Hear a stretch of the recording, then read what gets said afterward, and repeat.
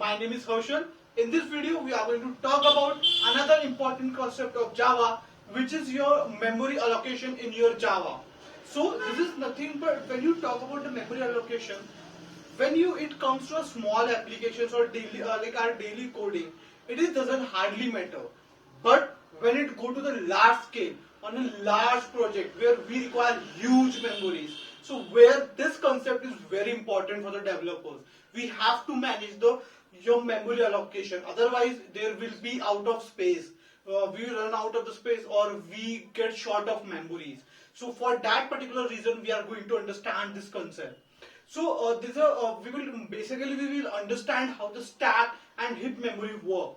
So some key factors we have to consider.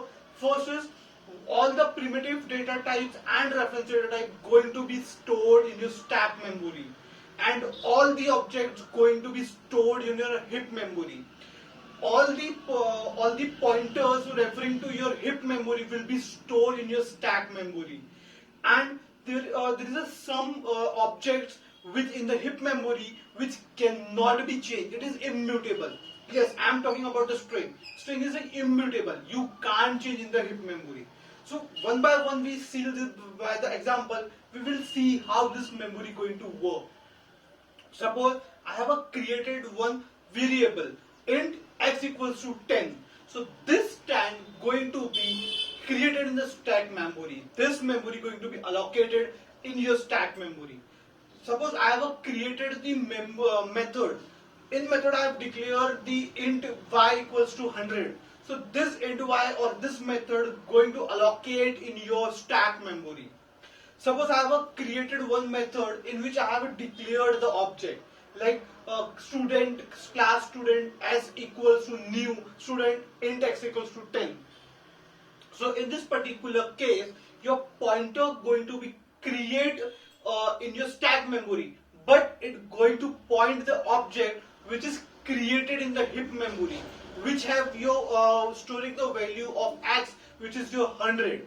So in this way, it creates the pointer in the stack and give the reference in your that particular heap memory.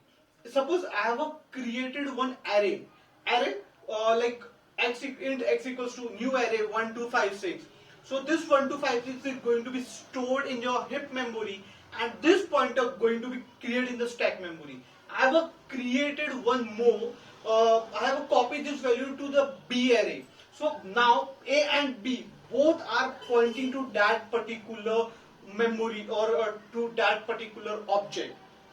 So this is how the stack memory works and the heap memory works. This is all about your memory allocation. Have a nice day.